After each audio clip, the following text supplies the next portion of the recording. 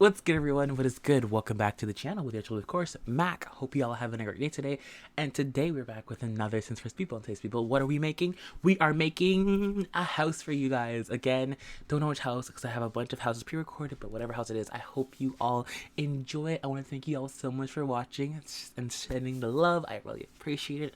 And we are going to get straight into this. I'm excited because, again, we're so close to getting this done and over with that I can start playing my game again, so we're getting it done. Okay, so in the last part we pretty much talked, we really just ran through everything. I kind of missed some detail. I'm not going as in-depth as I was because, again, it's been a few months now. I think I was going way more, I was going into way too much detail the last time, so I'm kind of speeding it through. So at this point, we're at the money heist. So our girl Valid, got into a situation where, actually, no, she was living her, like, her single life. She was living good. She was going out. She was doing her thing. Had her own place. And then she got a text pretty much stating if she gets married in a week, she gets some money. And she says, you know what? Why not do it? She has bills to pay back, college debt that she doesn't even want anymore. She went to college for physics, and she's not even in physics anymore. She just, like, for physics and for science, she doesn't even like that anymore. So she has all this debt that she needs to, get over. Like her sister and her parents could only help her so much. So she needed money for her own. So she went ahead and took this thing.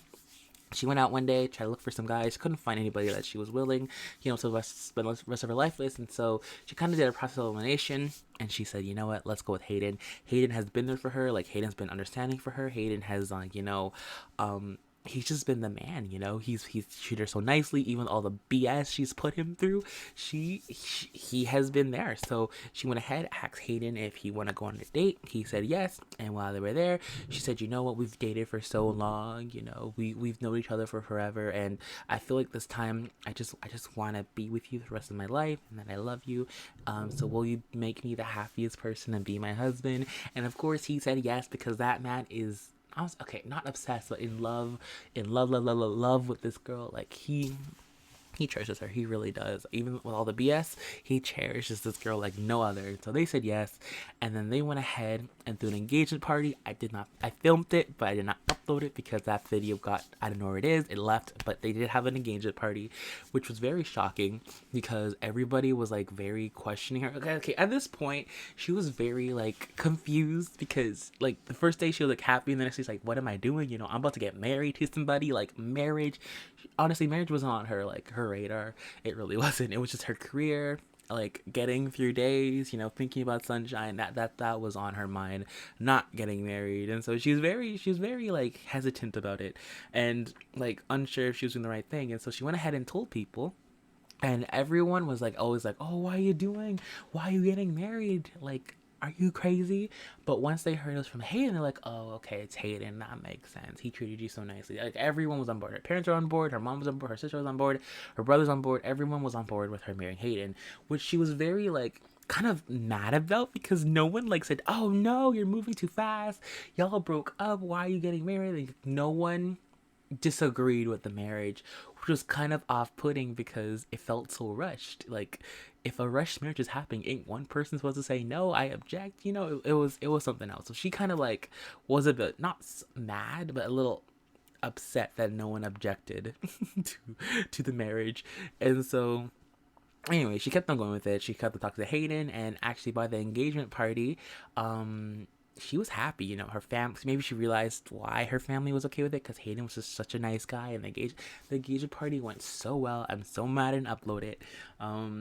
It was, like, a lot of fun, a lot of dancing, a lot of laughter, a lot of kissing. It was a really nice party, and I think that's when she realized that, she can actually have a life with this guy, and it might not be so bad. Like, he treats her so nicely. How can a life with him be so bad?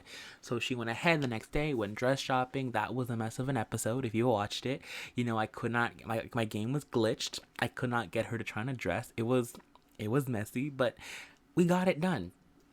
She went dress shopping. She said yes to the dress. It was a whole thing. She was having a great time, and then it came day for the bachelorette party.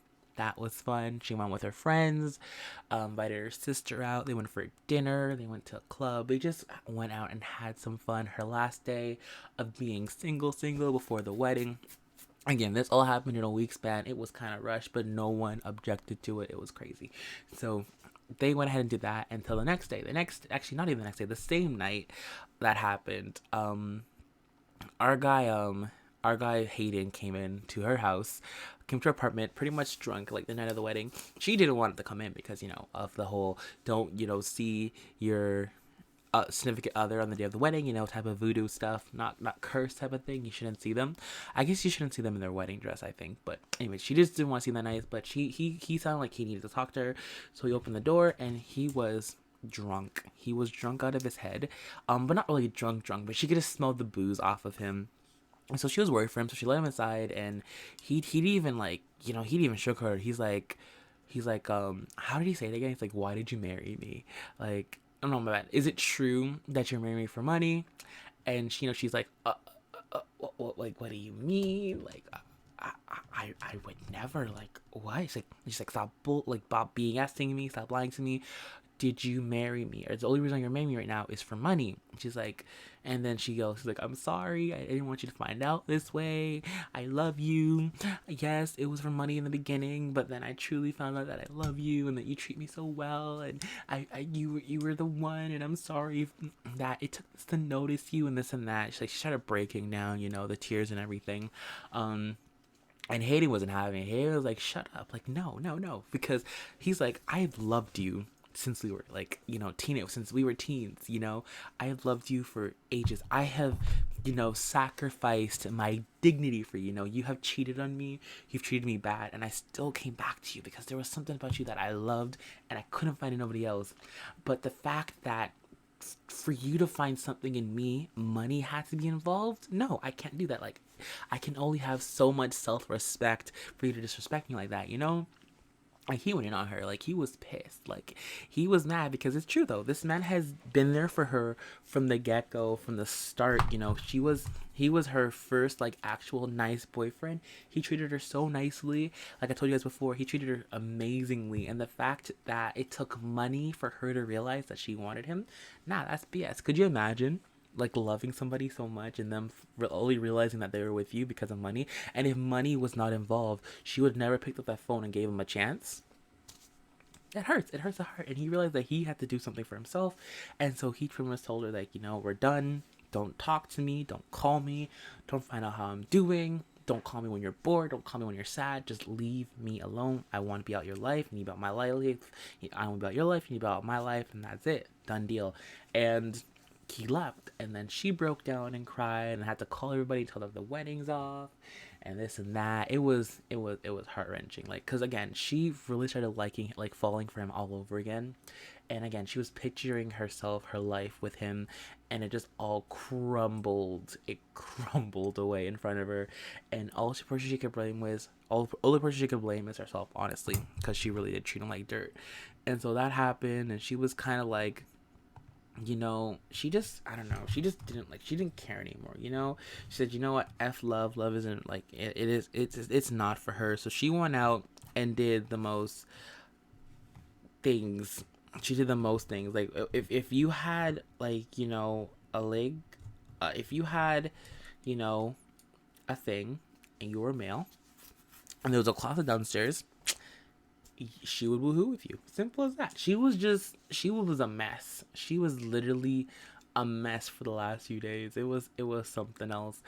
And she was a mess. And then came back. So that was pretty much like a pause on her Val's storyline. So now we jump back into the whole situation with what's it called again?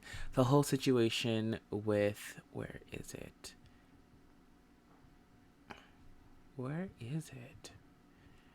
Hold up.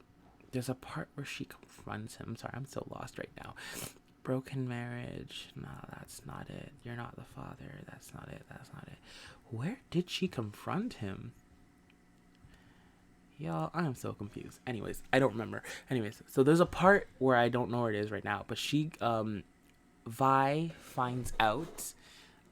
Oh yeah, I remember now. So this is what happens. So, when I just remember, Vi got married to Asha. But while she was getting married to Asha, she was getting text messages from Jarvis. You know, if you guys remember who Jarvis was that rich mafia guy back when she was an escort. They got together. He paid her like $1,000, like $10,000 one day when she didn't want it. It was a mess. They stopped talking really after that. So anyways, uh, excuse me. So Jarvis went ahead and pretty much tried to contact her. She was okay with Jarvis at this point because Vi actually became really good friends with Jarvis's daughter. Fun fact, like they became like best friends. It was like because like back in the I forgot to talk about this, but back like way back, there was one day that Jarvis needed a job done, and so he like because again she was still quote unquote an escort at the time, so he pretty much hired her to babysit her daughter. Again, I don't even know if I uploaded that episode. I really don't know, but yeah, he hired her to do that. And where was it? It wasn't this one. I can't remember the episode, but he hired her to do that, and then they actually ended up becoming really good friends at the time. So there was that.